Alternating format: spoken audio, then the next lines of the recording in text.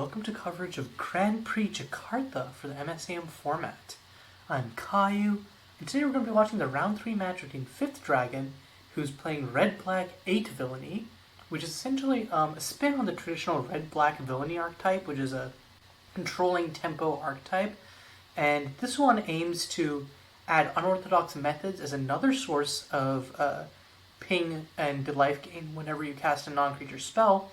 However, unorthodox methods requires that you have a density of creatures, so Fifth's deck has a lot of token creation cards, such as the Sadistic Indulgence. Meanwhile, on the other side of the table, we have Pipsqueak, who, differently from our usual run of just control decks, is playing Sultai Podlight, which is essentially a super greedy midrange deck which uses What Lurks Beyond, which is a 2-mana spell which allows you to pod a creature that you control. It has a bunch of toolbox features and can go over lots of decks in the format. So Fifth had an insane curve of after the turn 1 Sadistic Indulgence, it goes turn 2 Agonizing Punishment. This is one of the new cards that came in with Survive the Night recently.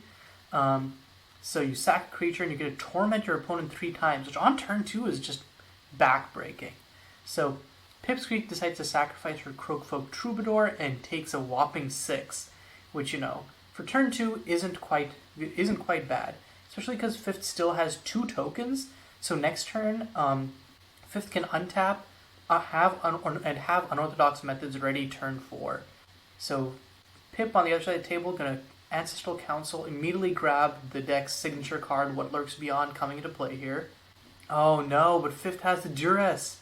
Just going to grab it straight out of Pip's hand. So Pip has a Pithwilt, which is the format's new premier removal spell. Croakfolk Troubadour.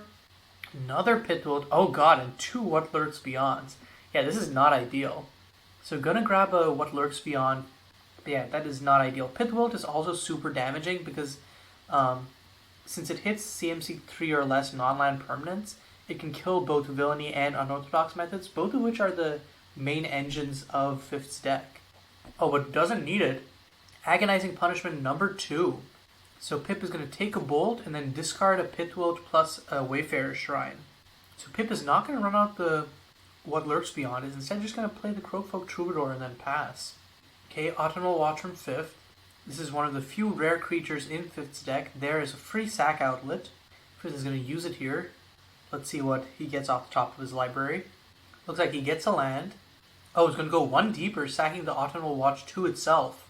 And here we go, Source Decay coming off of that.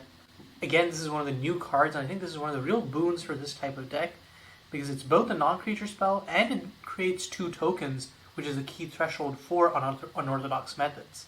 Its recursion also allows you to really easily grind people out of long games. So I think in general, it's just super strong. And now, where Fifth didn't have quite a clock on Pip, which could let Pip stabilize a little bit, now has a reasonable clock, especially with Pip at 6 life. So Pip is going to pay 2 What Lurks Beyond the Ancestral Council into Archive Guardian. Looks like grab back the What Lurks Beyond and is going to cast it again. And Scion of Desolation.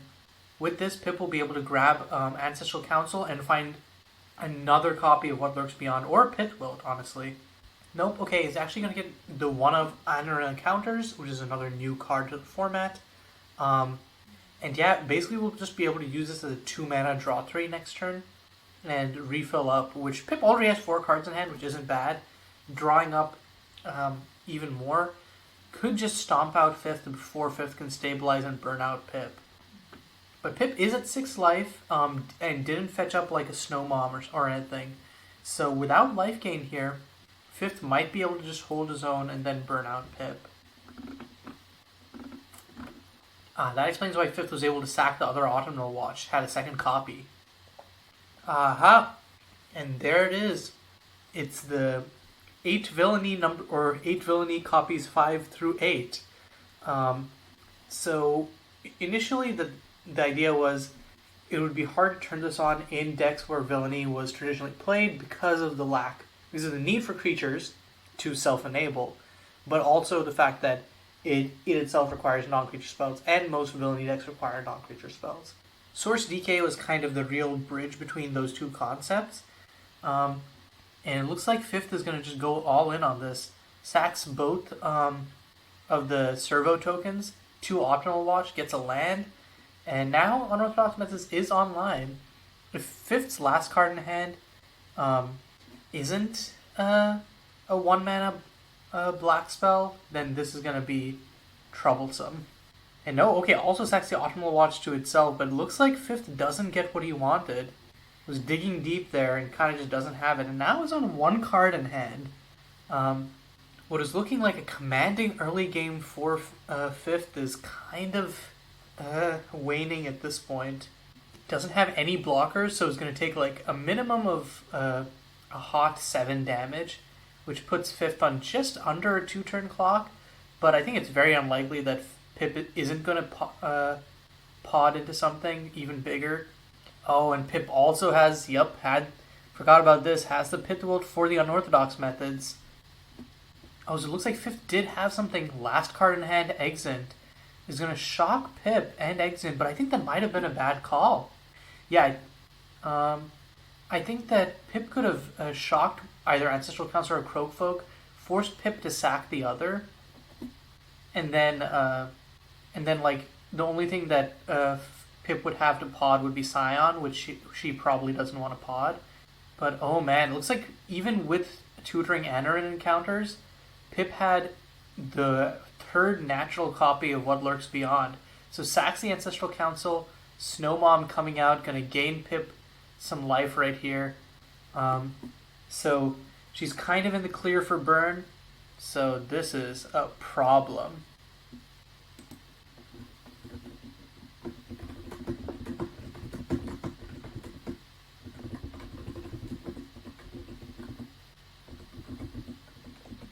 Okay, it looks like Fifth is just gonna scoop here. Yeah, was out of cards in hand. Didn't really have any engines on board.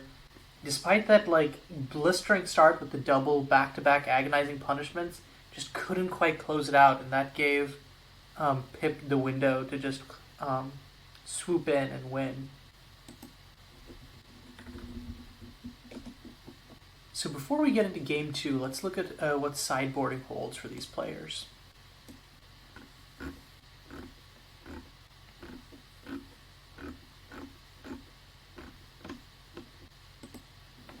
So for Fifth, I feel like you want to bring in more removal so that Pip just doesn't have pod targets.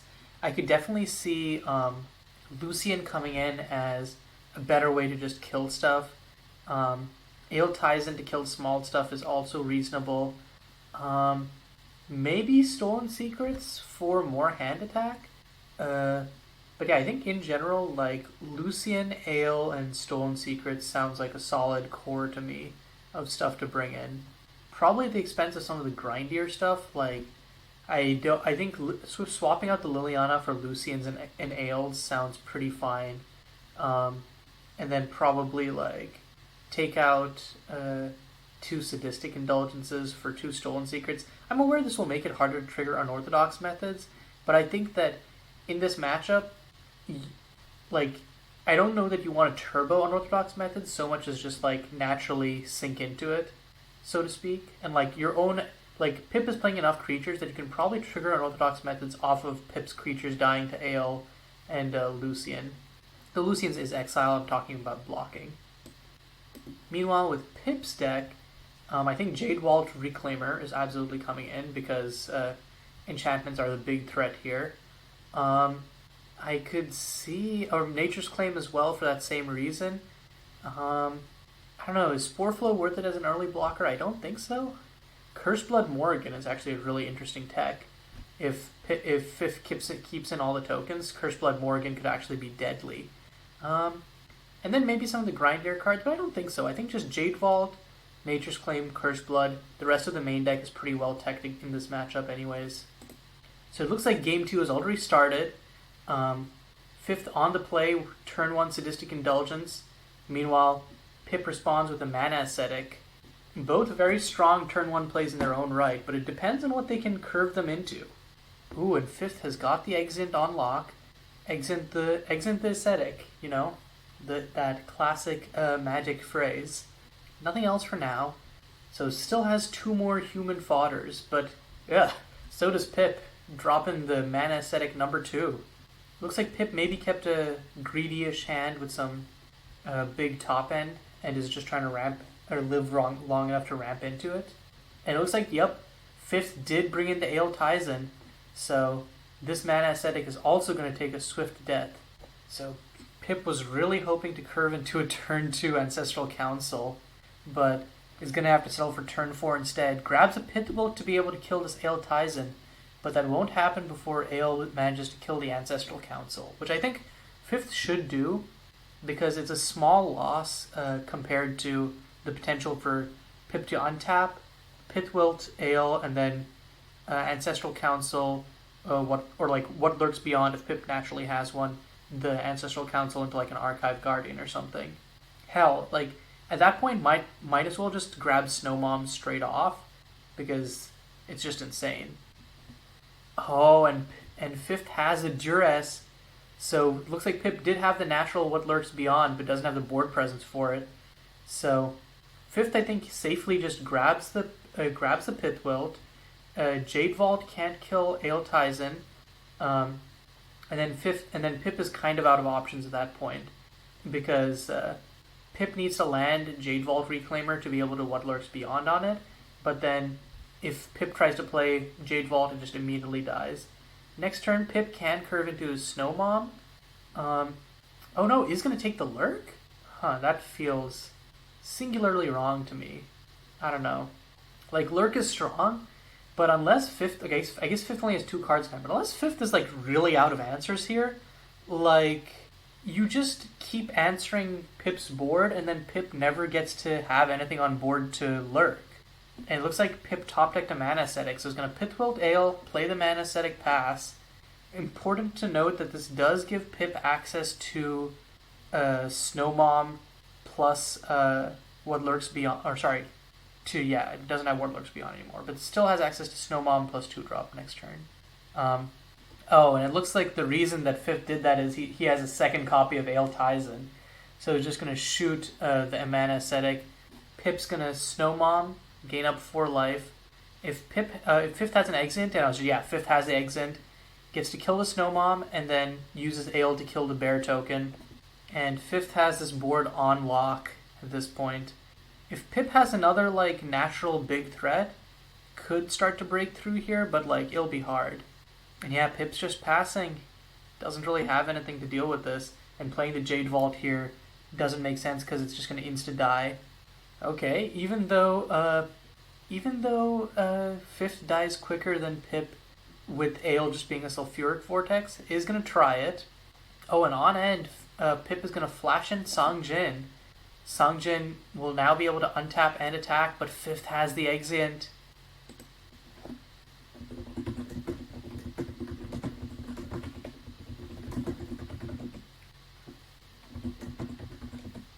Oh, so Pip is just going to play it Natural Archive Guardian, rebuy the What Lurks Beyond, and then Scion of Desolation, and then rebuy Ancestral Council. Yeah, suddenly this game is looking a lot harder. And no, okay, he's going to get a Pitwilt, but I guess Pitwilt to kill Ale, and doesn't need another What Lurks Beyond right now because Scion is just strong enough on its own.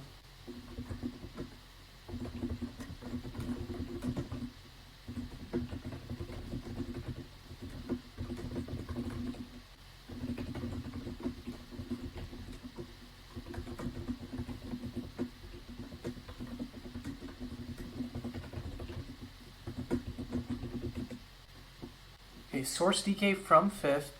So, and then, he's going to Ale to kill Ancestral Council. But the Scion is still there, and if Pip ever manages to get more swamps, Scion can just keep rebuying it. And oh man, I completely forgot about Cradle of Corruption.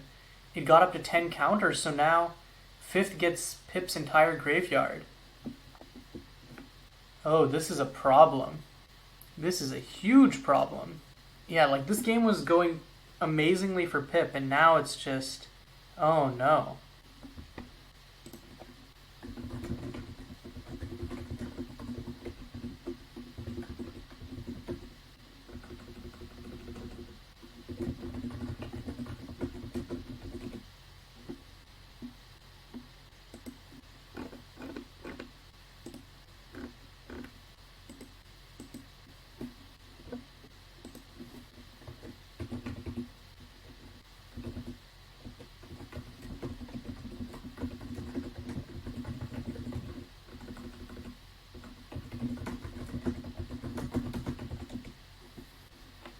Oh man, because of Sang Jin manages to get back the same Cradle of Corruption. So like I don't know if Pip has a way out of this.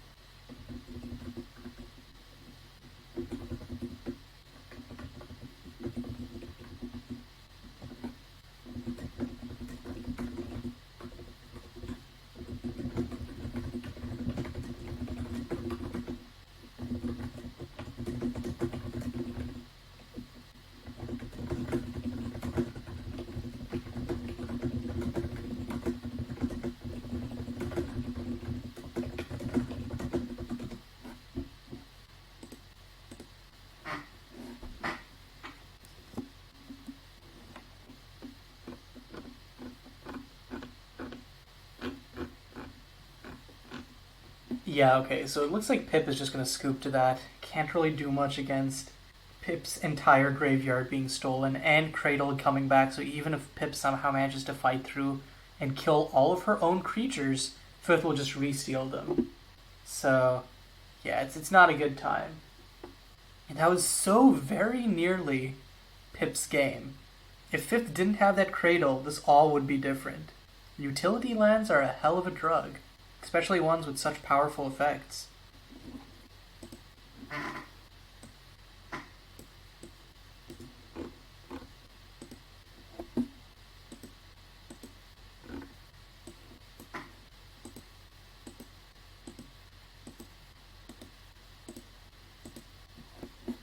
Okay, going into game 3, Pip is going to open up with another turn 1 mana acidic, but this time she's on the play, so Fifth can only respond reactively with an exit, but instead is going to go turn 2 Sadistic Indulgence, or sorry, turn 1 Sadistic Indulgence like last game.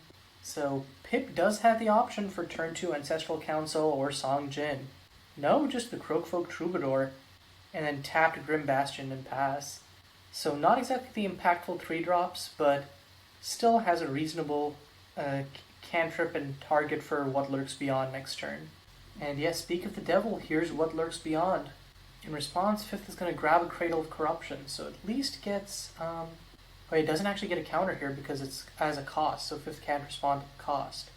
Oh, and Pip gets Curseblood Morrigan, did bring in the Morrigan. I was actually going to say Pip might get Ancestral Council, and then has enough mana to play another What Lurks Beyond, and then so pod the Ancestral Council into Archive Guardian, get the What Lurks Beyond back. But no, Curseblood Morrigan is just real good.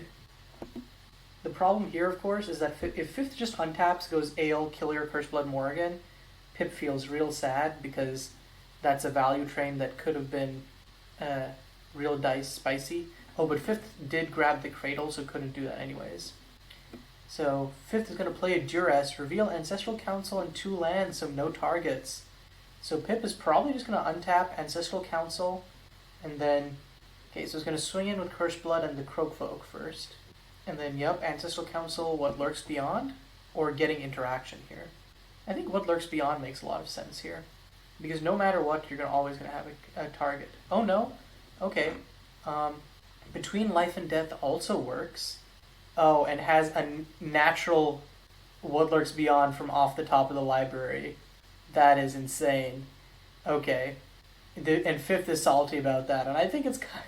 I would be a little bit salty too if right after I Duressed, your opponent top decks the one card they needed. So yeah, he's going to do the line that I mentioned earlier. Pod the Ancestral Council into the Archive Guardian, rebuy the What Lurks Beyond. Oh, and interesting. Fifth brought in the Onyx Ritualists. I don't think this is super good here.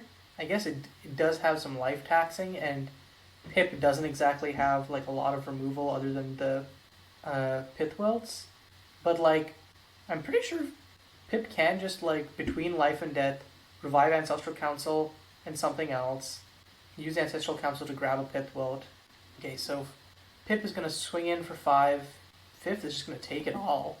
Okay, what lurks beyond on the Archive Guardian? Scion of Desolation coming up. Yep. And Ancestral Council comes back. Pithwilt coming up.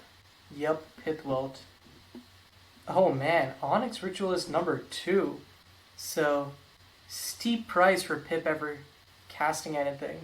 But it looks like in response, Pip is just going to kill the first one with the Pithwilt.